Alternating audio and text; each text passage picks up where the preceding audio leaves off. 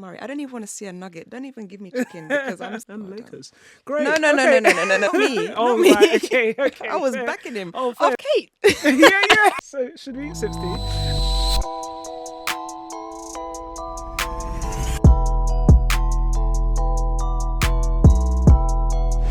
Welcome to the More Than Ball Show. I'm Ola. I'm Sevian. Shout out to Nay Saga, House of Nay Saga right here, and Spotify for hosting us. It's a small but mighty team with me and Sevian here today. But let's get into it because I feel like a head-to-head.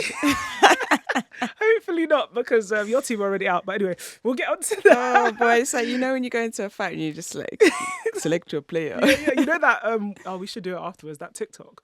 When people are like, have you seen it? No, I haven't. Yeah, I think we're going to have to do it afterwards. Stay tuned for that. That will be on Instagram. But yeah, we're going to talk about the playoffs. We're going to talk about the WNBA because it's about to kick off and we've had some big news in terms of retirements and then just the culture as well. So let's keep it light. Let's keep it very light. Apart from when we're like talking about each other's teams. Oh, I've been preparing for this day. Oh, is it? Yeah. You've been in the gym? It's all good, man. It's all good. Okay, so let's kick it off with something that's not sensitive to both of us. Go on. Suns are out. Yes. Good. Yeah, thank God. Swept. Yeah, I was surprised about a sweep. Really? Initially, I didn't think it was going to be a sweep. But once you saw the energy of the Timberwolves, then I was like, yeah, they could definitely sweep. Yeah. But initially, going into the playoffs, I didn't think this was going to happen. Especially as Suns swept the Timberwolves during regular season. I didn't expect that.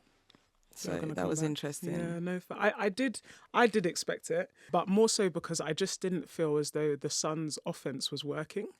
Like we know last year that I was rooting for the Suns more so because I wanted CP3 to get a ring, less so because I felt like they all really deserved it. I thought that he was in a position where... You must be the only one who wants CP3 to get a ring. I thought with all of the things that he was saying about the ways that people were talking to his kids in school, yeah, I was like, let him get a ring so everyone could stop talking to his kids like that. Because give a ring though. Yeah, because the people that are talking to him, do their parents have a ring? Like, I don't really understand why they're talking to his kids like that. But yeah, I think I was just a little bit like, great players deserve to be acknowledged for what they can do. He's a small player. His court vision is fantastic. And like, he deserves to be known for that rather than everything else that people dislike him for. So I was like the Suns' advocate last year. Like, yeah, they can do it. And I think walking into this season, I honestly was like, this big three, like Bradley Beal, is that his name? Yeah. It's like Bill Booker and KD. Yeah, I was like, there is no big here. No. Like, maybe if KD was Kawhi, there's potential, but you still need someone that can score inside as well as play defense. So but you also needed a guard. Yeah, and an actual point guard. And that's why losing Chris Paul was the biggest mistake. That it's like, actually, if they hadn't lost Chris Paul, they couldn't have had a big four. Well, maybe they could have. The Clippers have done it. But, people will say Russell Westbrook isn't a big four. But, I would not say... right now. Yeah, not right now. He's been good for them. Yeah, he's been good for them. But I think that, I really thought that they just didn't have the pieces together. Like, who is really doing defense on that team? Who's really playing defense on that team, and who is really responsible for bringing up the ball and the court vision? There's no one. Yeah, I think it messed up their dynamics, and it didn't really look like it was gelling. And you could see it was so evident. When it comes to the playoffs, everyone can lock in, hone in, and you can notice the small details. And the Suns team just weren't gelling. Yeah, and I think I would probably say that the reason that we saw it more now was the pressure.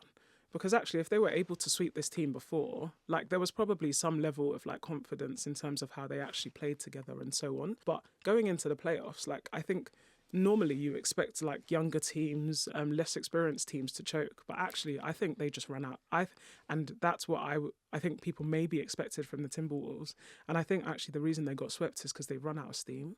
They're tired of this offense. They're tired of just the lack of vision and the inability to really play off each other. Yeah, but I think we got to give a lot of credit to Timberwolves as well. Yeah, because they really stepped up and they really showed the chemistry on their team and the fight that they had within themselves, especially Ant-Man. Yeah. Wow. Yeah, but I feel like maybe it's because I always thought it was going to be a sweep, but maybe I think that I think they could win it. I've always thought they could win it. They better come and knock out those Nuggets. I've always thought they could win it. But Nuggets is obviously going to be the hard thing. But, like, I've always thought it was possible because the chemistry on that team, exactly like you said, has been building all season long. Yeah. We all hate Rudy Gobert. No, not me. Oh, not me. right, okay. I was fair. backing him fair. after he got tricked by Draymond. Remember? Yeah, I was gonna say that was the point in time where I was like, okay, this is a bit. Remember, much. I said that moment seemed to spark something with the Timberwolves because they all kind of rallied around him. Even though no one actually went to back him while Draymond was dragging him across. Okay, they could have done a little bit more in the moment, but they were backing him in terms of in the press conferences, and they've shown and they've really kind of rallied around each other as a team. Especially the contrast between like how Karl Anthony Towns got treated when like Jimmy Butler was there, for instance, and then Anthony Edwards coming in and really putting the support around his teammates, but in a way that is still taking like, I want accountability from you guys. When he said, listen, stop fouling, like he really wants him to do better for himself. So it's really great to see, and they've got a really good relationship with their coach as well. Especially seeing him go down. I don't think I've seen that before. It's the first time. And coach I think getting taken out like that. And he's got a serious injury now, doesn't he? I think he tore his patella or something. Patella, that was it. I was Googling like the recovery time, because I was like, wow, like, you don't see coaches sitting down on the sideline. What's he going to do? Yeah, it's going to be interesting next game. Maybe, I don't know, get a wheelchair out. Yeah, literally. Is he going to be rolling up and down? That's great. I mean, I think it would be more effective if he had an electric one. But still not ideal. No, but I think he'll still be on the sidelines. Yeah, definitely. He'll still be on the sidelines. But listening to their post-game, they're talking about everybody on their team is next man up, including their coaching staff. So they've got a great system over there, and it's evident with how they've played in the regular season, and now to sweep the Suns, who are the supposed big three. It's a good sign. And actually, I think I've got a quote here in terms of what KD said about his year here. There's sources that say Durant had persistent issues with the offense, feeling that he was being relegated to the corner far too often and not having the proper design to play to his strengths, as the offense was built around pick and rolls. And it's exactly like I said, we said the two things that they're missing is a big and a point guard. Like in terms of the ability to create that space, right? If you have a point guard that can utilize those pick and rolls properly, you can create space on the court.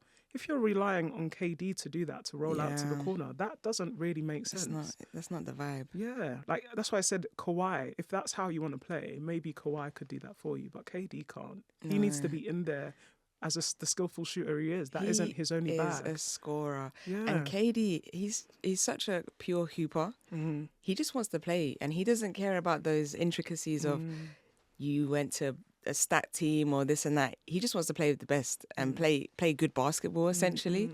So for him to go from the Warriors system where he was playing amazing basketball and part of a system where like things are set up for him to play in the best position possible. And on this Suns team, he's missing something. And you can see in the post-game how much he appreciated Anthony Edwards with the praise that he gave him. Playing with a player like that, he's just like, he wants to play with those dogs. And so with the Suns system, something's going to have to be shifted for next season, or maybe a trade. I think a trade. I think a trade. At this point, I would say, like, who do you think is the face of the Suns? Like, who can't leave? Who do you build the team around, Devin Booker or KD? Well, there are talks of Booker wanting to go to the Knicks, and I wouldn't be surprised if that was to happen. Booker and Jalen. I don't see. Bill can't be the man at the Suns. Yeah, he needs to. He can't be the man at the Suns. Yeah, he could. I mean, we could use him. Well, again. On the Bucks. I think so. Okay. Yeah. I don't know. Because I personally don't think... I think I get the free man thing. I don't think he's that much of a star. And so actually, I think Chris Middleton has had his time. Like, respectfully, I think we really need to start thinking about... I had such a blooper moment the other day. I was looking at the box score and I saw Kay Middleton had like 30 points. I was like, Kate! yeah. Do you remember that episode? Oh boy! Yeah. So I got too deep in that drama. I saw the box score for Kate Middleton. We found it. Yeah. And she's out. She's on the court with 3 points. It's gonna be interesting to see. I guess what a lot of these franchises do, but I think sweeps are gonna be more consistent during this series than we see, or gentleman sweeps. I don't think we're gonna see a lot of fives, like winning 5, winning 6. I think we're gonna see more fours and fives. Why do you say that? I just think that, like, I guess the two teams that are out right now, Lakers. Oh, can we not? Lakers and Suns. I think that is a big deal for energy. Like, we don't often see teams having this much time to recover before the next series this early on. That's something that you want in the next series, right? Yeah. So actually, we're going to have, like, I guess, compound effects of rest that usually you don't really start until next series. And I think that could just mean sweep after sweep or gentleman sweep after gentleman sweep. Because now the team that swept has got the time to rest. Yeah. And coach's patella can come back in time. That's never going to happen. We'll see. But I guess some questions on AE. Like, do you think that he deserves to start on the USA team? This is like a conversation point at the moment, apparently. Yeah. Tell me why. Because why not? Why not? To the point. He's going to be one of the faces of the league. And you're in a Olympic year where it's kind of like the passing of the baton's already been done in the NBA. Why not have that stage for them on the Olympic stage to have the baton and use the vets as supporting cast? Yeah. That's a really good point. I would have actually just said, because same, he deserves it, I think. But I think the baton point is really interesting, actually, because it's true. Like, KD, we're not going to see KD, LeBron, and Steph in the next one. And we've already seen what Ant can do to KD. So that was really entertaining. That was really entertaining. You could see that KD loved it. Yeah. You could see he loved it. Yeah. And I think it was also really it was sort of a little bit like that Wizards game against Lakers with my MJ and Kobe. Oh yeah. That you could see. I think MJ was probably a little bit more frustrated than KD, but you could see that. Like, it was also it's the reality that this is age. This is age. It's not skill at this point. It's age. But it was a respectful. And I think that's what it was with KD as well. And I think KD, KD, even his display pick, I always use it as an example with the little knives because everyone always wants to take his how he interprets things and overly question them, but actually to just see him not only respecting but enjoying the fact that he's enjoying it, I think really shone him in a whole new light. They've got a different kind of fight in them. Yeah. I really enjoyed it, and I really like how he displayed his energy and joy for basketball during that series, but also the fight and saying I'm here, I'm ready, I'm ready for this stage, and respectfully as well. Apart from when he was old ass N-word, but respect. No, for KD that's respect. That is showing the respect. That is showing the respect. No, but I mean AE saying it to KD. Yeah, that's fine. Oh, okay. That's fine. I'm telling you, KD would have found that hilarious. Yeah. So, there's ones where you can just have that banter level, and plus they played with each other. I think it was the United States camp, Team USA camp. So they've got a relationship. Yeah. So it wasn't out of No. I mean, anybody could just come and just say that to him. It's true. It's very true. But it was definitely really good to see. I wish there were more games just for the vibe that it brought, because that was my favourite series to watch so far. That was a good series. That was a really good series. Yeah. So Lakers. Do you want to talk about them, or should we intro what happened? I'm glad I've had a day. I'm glad I've had a day to sit with it. So I'm back in I'm back in the peacefulness. It's not as raw as it was before. But it was just I knew it was coming. I just knew it was coming, and I was sad. And I'm glad it wasn't a whole sweep. I'm glad we showed a little bit of fight. But what's more frustrating is that we were basically winning this whole series. We were up for so many moments during every single game. And we just didn't have the details, the discipline to get over the edge. And that it was just inconsistent. And that's where the frustration is. Because it's we actually could have won. Yeah. We could have been through already. But it was just moments that we just lacked discipline, or missed free throws, or didn't catch rebounds, and game winners from Murray again. Come on. Didn't defend the guy. Twice. I can't stand Murray. I don't even want to see a nugget. Don't even give me chicken, because I'm so tired. I'm so tired of these nuggets. Oh, mate. I feel you guys, you lost it. I mean, it was always going to be tough. Yeah. you're playing the defending champs. Do you know what Yeah, I mean? I know. And after all that talk last season as well, and their championship parade, and It was never going to be easy. And I'm impressed with the fact that it was not a sweep. I think it just showcases LeBron's ability to switch it on. Not that he wasn't switched on before, but obviously he has to manage himself. And I also think that that is a key factor in why you guys are inconsistent, because he has to manage himself. Do you know what I mean? He is. We know that his court vision is fantastic. We know that his understanding, his court IQ is fantastic. He knows when to push and when not to. And actually, the problem is that if he's not, there's too many players on the team that are not pushing in spite of. And I think that those are the moments in which you lack when LeBron is not being that player, and he shouldn't have to be at 39. No. And I think it's a real shame. It's a real shame that that other players weren't able to step up in those moments where actually you've got a 39-year-old that's been running this team all season and is now doing it. For instance, that game when D'Lo had a donut, you had a donut, and then the next game you want to drop 20. We didn't need 20 that game. We needed 20 the game before, because then it would have been 2-1. It's a whole different ball game going into a series 3 zip, and then we get one win. But respectfully, it's going to be a gentleman's sweep, because we're not going to be doing that fight to come back and get 4 in a row against the defending champs. So it's just those little things, and it's just so frustrating. Yeah. I think that's kind of it for the Lakers. I think they're going to have to blow things up. Go back to a rebuild stage. I think so. But there are talks of them bringing in, like they've said it's not off the cards to bring in Bronny to keep LeBron for one more year. That would keep him. That would absolutely keep him. Yeah. And I could see that happening, because from a franchise perspective, you want to make sure your greats are treated with respect. And it also highlights for other superstars, this is how we run our franchise. So to treat LeBron with respect of giving him that wish, playing with his son, I think that would be a really nice touch.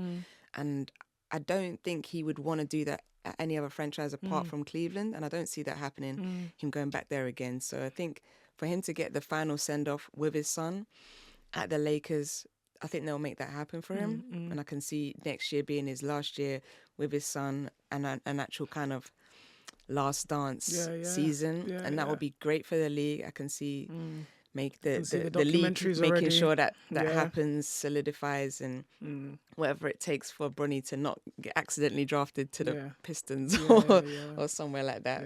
I can see that really happening, and it'd be great for the league. It'd be great for the Lakers, and it'd be a really nice touch for a legend, to be honest. I think it would be great for basketball in general, just because I feel like there aren't that many legacy sports, right? You don't see football players, their sons playing straight after them, or 2 generations after them and so on. Whereas in basketball, you do see it. You see the dad being the coach of the incoming team. Like, just take the Bulls as the example, right? It happens. And I think people don't know that happens enough in basketball, that don't watch it, that actually I think it would be a story not only worth telling, but that one people would actually engage in. It's a different take on The Last Dance, because there's only so many versions of that you can do, but I think that would really change the version of the story. Moment. I hope it does happen, because obviously we talked about our concerns for him in the league. I hope it only helps him build, really, because similar to our concerns with Angel Reese, like, actually, is she ready?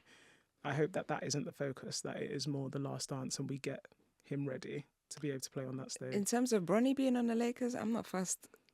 He could be on the court and just hit one 3-pointer and sit down. Doesn't matter. Yeah. It's like when J. Cole went to Rwanda. Like, not really thinking you need to be dropping 20.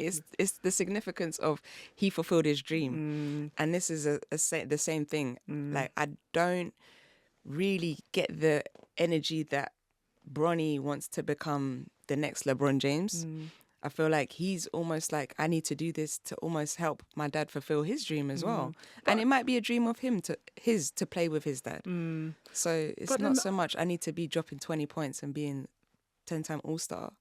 But I do think that as someone that there was so much expectation on, I don't know how easy it would be. Like, I'm just thinking about me. If that was me in that position, that yes, I would want to do that for my dad. But once my dad is gone, if I'm actually not ready for this league and I become, because media are harsh, like from the year of it being the Last Dance story, the next year is him being the Phanesis story.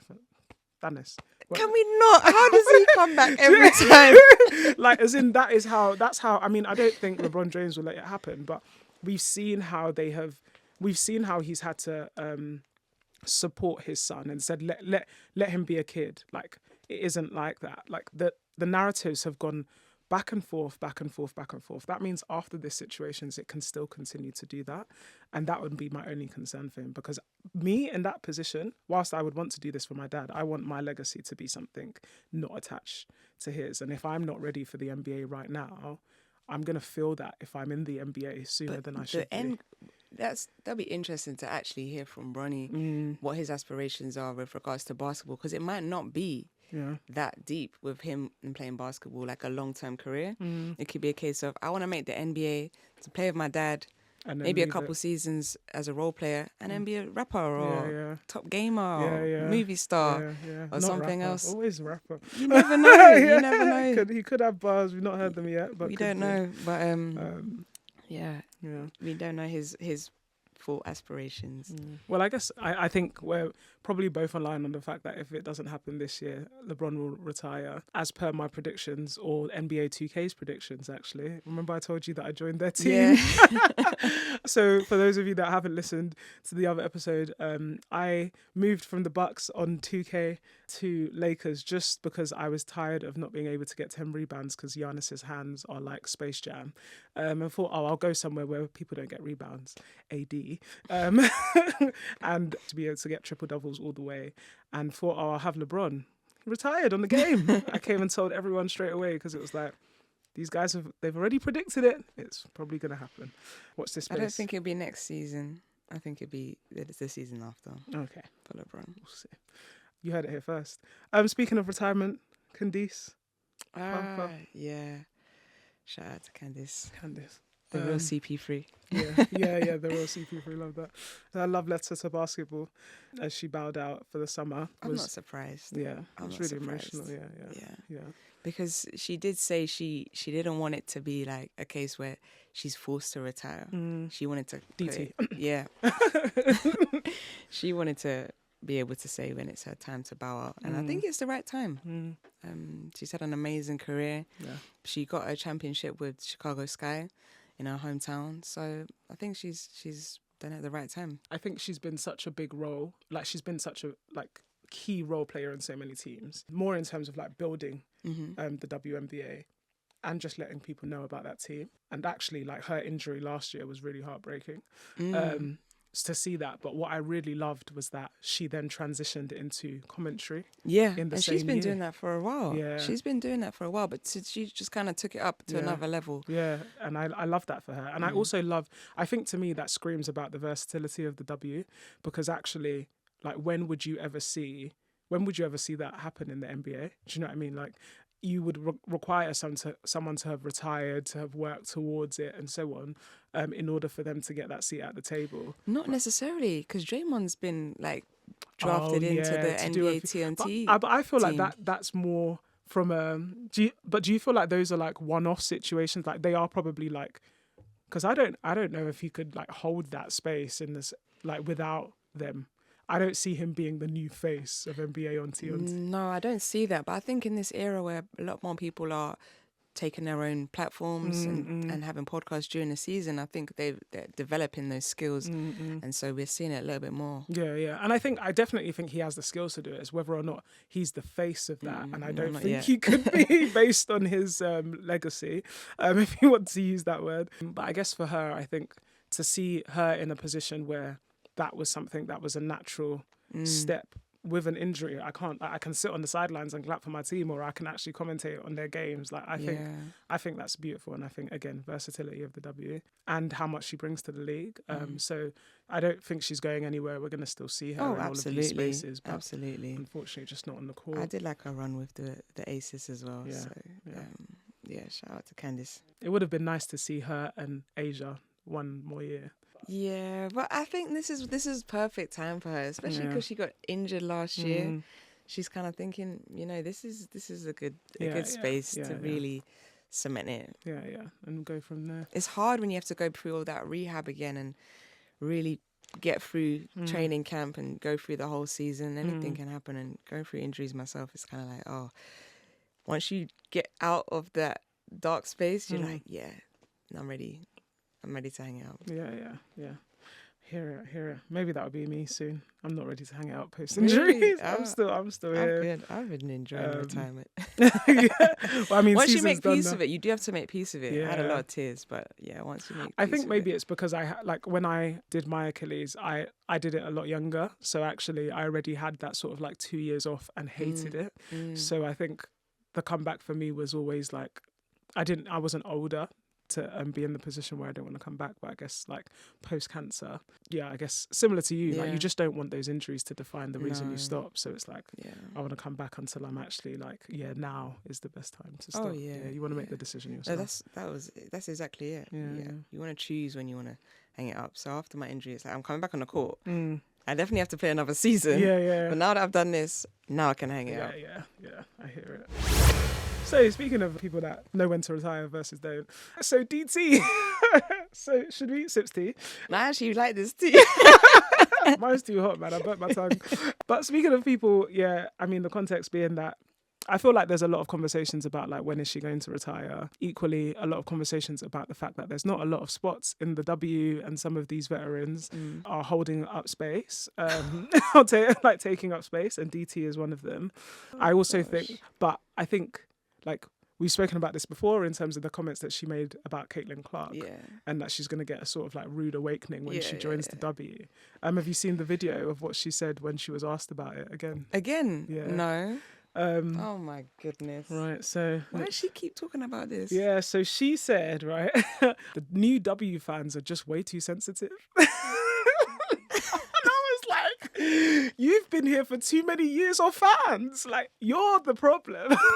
But anyway, she was like that. And I think, like, obviously saying that in terms of shade, like, these new fans are really just Caitlin Clark fans. They're not real fans. But you can read into it how you wish to read into it. That's how I read into it. And then she went on to sort of explain that she didn't mean anything. She knows that she's a great player and so on. But the W is a different level, similar to preschool to infantry. I don't know what they're called in the US. Let's just use normal ones. Junior school to secondary school to sixth form or college, that there are grades and there's levels to this. And actually she's going to get that. She's going to have to learn that. And she sort of left it there.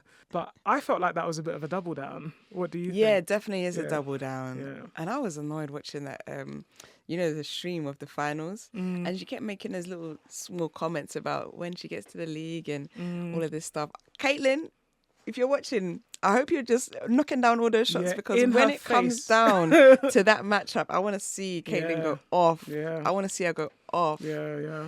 And just like her, I guess just like Caitlin, like not really address, because I think like one of the things that Caitlin is great at is grace. She's so very good. Gracious. She's got that PR training, but I think her parents did a great job as well. Yeah. And I think I would really want to see the post-game interview of that situation, of her talking about how much of a great game it was, and she gets to play with No, greats. I don't want to see her like that. No, that's I what just want to see her sip tea and put your feet up. Yeah. Go on, Caitlin. Meanwhile, you're gonna have DT doing what Anthony Davis did and just drop the mic. She scored the shot, drop the mic and walk away.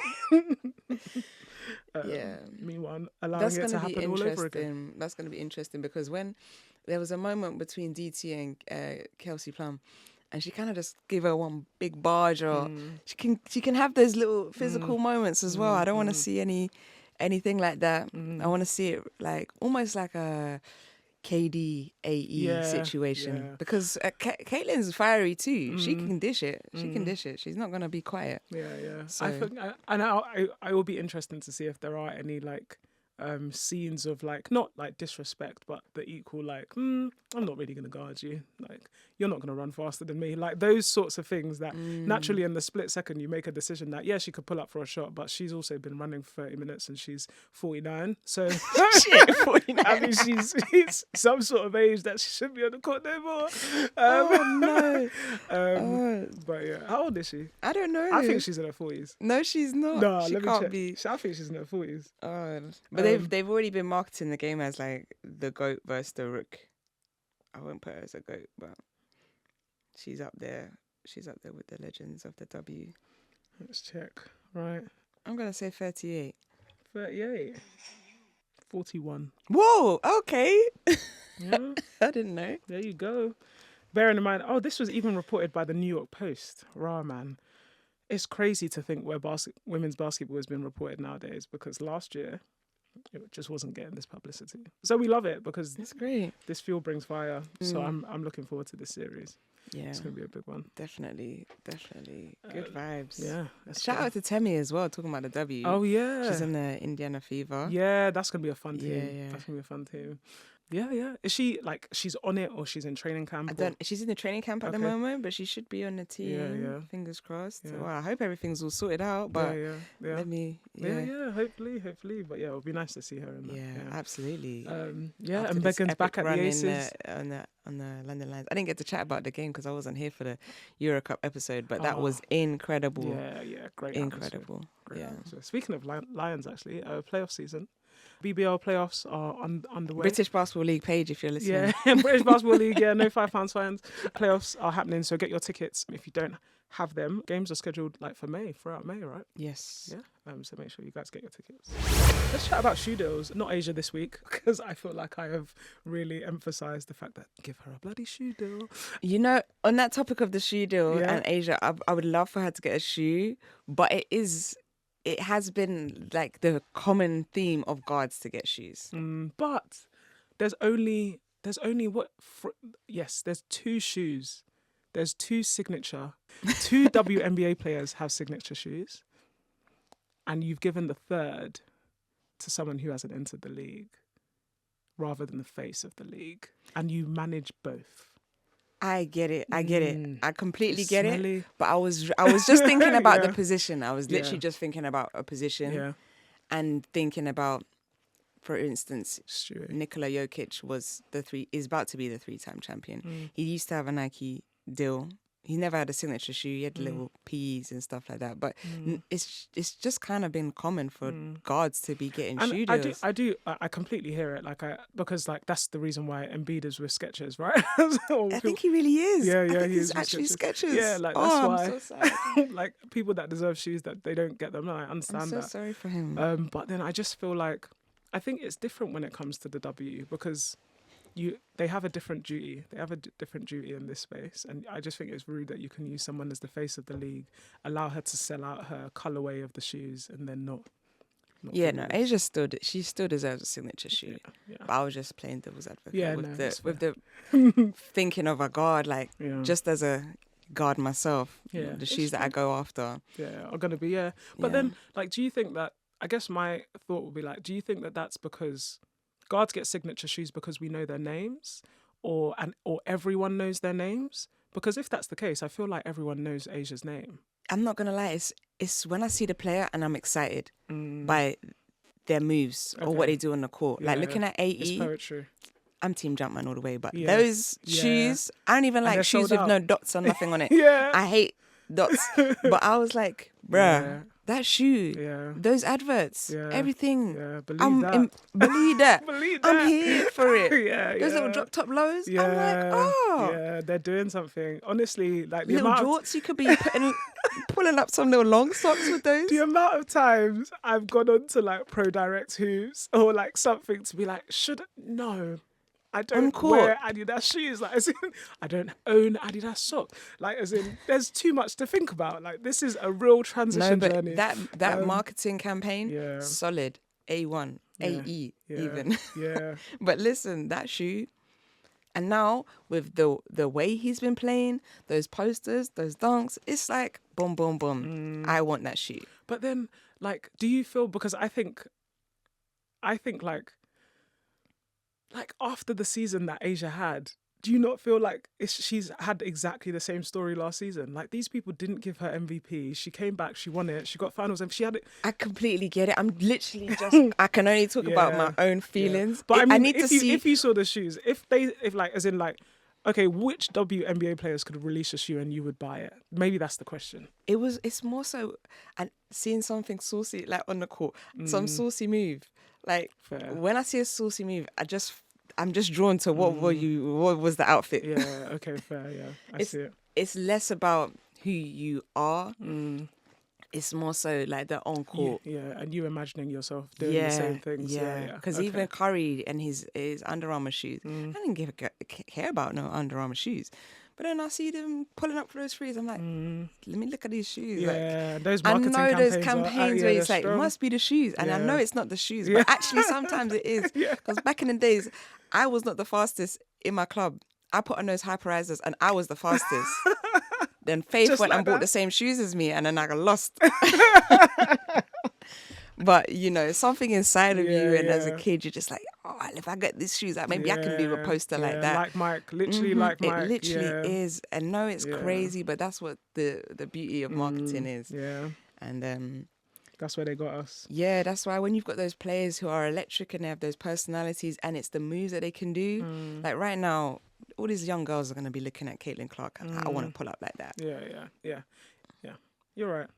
It's the right play. It's just the wrong intention. Yeah, maybe we can agree to say that. Okay, but signature shoes. I was actually going to talk about. Shea. He signed with Converse. Yeah. I haven't seen the figure so far, but it's a multi-year deal. He's already the creative director of Converse. Shoes are dropping in 2025. Yes. Are you copying? I'm not enthusiastic. Oh, from a potential MVP. I know, but maybe it's because his personality is not really enthusiastic. He's not giving me the same energy that I'm really... He's very sultry, isn't he? He's a cool guy. He's a cool guy. And when it comes to like fashion and he's on the runway and doing the modelling campaigns, I'm like, his style is fire. Yeah. But I'm not enthusiastic about his footwear. So and maybe it is the work he would need to do to build that aspect of his brand and the marketing campaigns as well. Like we don't know what they're going to be, like what aspects of his character they're going to showcase. Because I guess I feel like AE's campaign has come exactly at the right time of his career in terms of where he is. And actually, you're in a position where Shea probably won't get MVP this year. Could, but probably won't. And actually next year he could get MVP, which means it could, again, line up perfectly. And that marketing campaign about those shoes could be, I want to be like Shea. Yeah, maybe. Maybe. But I'm not enthusiastic right now. Fair. I think that's what the beauty of marketing is. When you can bring out that personality and make people think, I'm connected with you. Yeah. I like that. Yeah.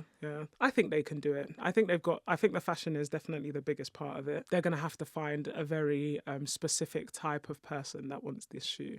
Or they're going to have to find a way to make his character so malleable that actually we all feel like we can have the shoes. But it'll be interesting to see what they do. It'll be interesting. Yeah. I'm looking forward to Victor's shoe when it drops. Oh, yeah. I've seen some prototypes. If that's actually what's going to happen, those alien type vibes. Yeah. Futuristic. I think that's going to be really cool. And I really love watching him play. Yeah. And so far, everything that they've been doing, everything he's been doing in terms of marketing has been solid, been locked in. Yeah. So Yeah. A big with a shoe. Talking of shoes, the industrial blue Jordan 4s are dropping. Not to be confused with the military blues. Yeah, brighter blue. Slight different touch to that. And probably this blue, actually. Like maybe a little bit lighter. A little bit lighter. Yeah. But not as, I guess, midnight as the other ones. There's so many different types of blues. My favourite is UNC blue. So, they're dropping on Saturday. Yeah, and I guess like other things happening in the culture. Myself and Paige went down to the NBA store. Yeah. It opened they had a launch party on Saturday. And it was really cool. They had Hoops Genius there. Mo in the flesh. Shout out Mo. And the Raw Guard. Shout out Joel. Yeah, they're hosting a 2K tournament. 2K were in the building as well. We were working with 2K to go around and ask people a few questions, basically ask them to build their own character based on 5 different things. So I'm going to ask you who you would build your 2K character. Okay, oh my gosh. So I'm going to ask you to build your character. No knowledge of 2K required, just players. Okay. Not that you don't have knowledge of 2K, right? So, but yeah, let's get into it. So there's 5 categories. You can't use the same player for each category. You can only use them once. Okay. So there's 5 different packages. You have to pick which one you would apply. All right, cool. Okay. So first one, whose dunks would you take when building a player? Right now? Right. Not currently. Okay, let me just go with AE. Okay. Nice. Whose court vision would you take? LeBron. Yeah. Whose layup package? Kyrie. Whose handle package? Yeah. It's tough. Oh my gosh. Yeah, I can't go back. We're here now. Handles. Steph. Yeah. And I'm going to add an extra one. Midi magician. Whose mid-range shooting package would you choose? KD. Yeah, love that. Everything off the bounce. Cool. That guy is fantastic. That's a great build. That's a lovely build. That's a lovely build. I got a little heart attack when you said I couldn't take Kyrie's handles. Yeah. Because I already used his layup package, but his layup package is saucy. Yeah. Wow. I guess, would you build, follow-up question, what player would you build? What role? Based on all of those packages. Shooting guard. And would you choose regular size, short or tall? I would choose 6'4". You know what's interesting? My brother just went to a Mavs game and he was surprised at how long Kyrie's arms were. And I was like, I didn't even clock that. So, like, in terms of wingspan, these NBA players actually have a really big wingspan. So their height might be, what we might think is, oh, okay, that's not exceptional, but it's the other.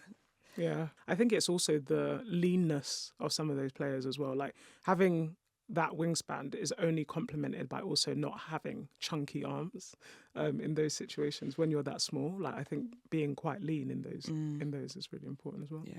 He also said he was surprised about Luka. Oh, okay. Because he's on the court looking for the guard, and he's like, "Wow, Luka's huge." Oh, really? Oh, wow. Luka's a big boy. Big boy. I mean, yeah, big boy in terms of, but he's good. Yeah. But yeah, guys, that's us. See, look, it was just a conversation. We didn't roast anyone. We didn't really talk about the Bucks.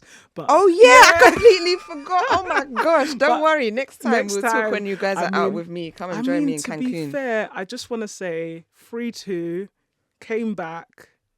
That's impressive. They're definitely not gonna. They're not going through, and I'm saying that right now. Okay. They're not going through. They can't do 2 more games as wins without Giannis and Lillard. But it's beautiful to see that they could even get 2 without Giannis. It is. Well it's done. It's a lot of hope for that team because I really didn't know what was going to happen after Putting this. up more fight than the Suns. So. Yeah, and the Lakers. Great. No. Let's not leave it at that. Yeah, I mean, to be fair, like we were both in Cancun. We will both be there. It's worse for us. We were the number 2 seed, but it's fine. Okay, cool. Guys, it has been us. Thank you for joining us and for rocking with us as always. And we'll be back next week. Peace. Peace.